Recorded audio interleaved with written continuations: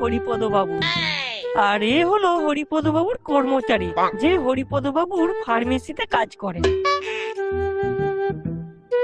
আরে তুমি এই সময় কি ব্যাপার, কিছু বলবে নাকি?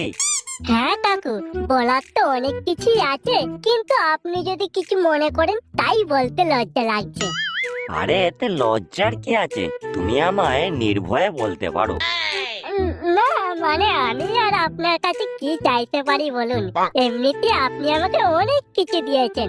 আজ আপনি না থাকলে আমি আজ এই জায়গায় আসতে পারতাম না। একটা বেকার ছেলেকে আপনি আপনার দোকানে কাজ দিয়েছেন, থাকার জন্য বাড়ি দিয়েছেন, এর থেকে আর কি চাই বলুন? না না, তবুও তুমি আমাকে বলো, ও আমি কিছু মনে করবো না।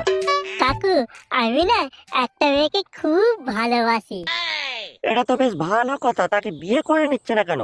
আজকাল এমনিতেই মেয়ের অনেক অভাব, বেশি দেরি করে ফেললে মেয়ের বাবা আবার অন্যজনের সঙ্গে বিয়ে দিয়ে দেবে, তখন কিন্তু আর কিছু করার থাকবে না। তাই মেয়ের বাবাকে এক্ষুনি গিয়ে বিয়ের কথা বলে দাও, বুঝলে?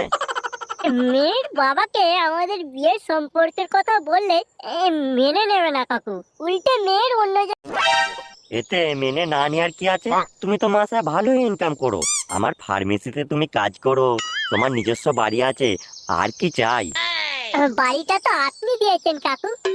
আমি দিলেও বাড়িটা তো তোমার নামে আছে, আর বেশি বাড়াবাড়ি হলে মেয়েটাকে নিয়ে পালিয়ে যাবে, দরকার পড়ে আমি তোমাদেরকে সাহায্য করব। মেয়েটাকে নিয়ে পালিয়ে গেলেও সমস্যা আছে কাকু। কেন সমস্যা হবে কেন? মেয়েটি কি তোমার সঙ্গে যাবে না? না সেরকম কিছু না, ও আমি আজকে বললি মেয়ে আমার সাথে বেরিয়ে পালিয়ে যাবে। তাহলে সমস্যাটা কোথায়? আসলে মেয়েটাও তো আপনারই কাকু। আমি আপনার মেয়ে পুটিকে খুব ভালোবাসি, আর পুটিও আমাকে খুব ভালোবাসে। আমাদের দুজনের বিয়েটা দিয়ে দিন না কাকু, দেখবেন আমরা দুজনে খুব সুখে থাকবো।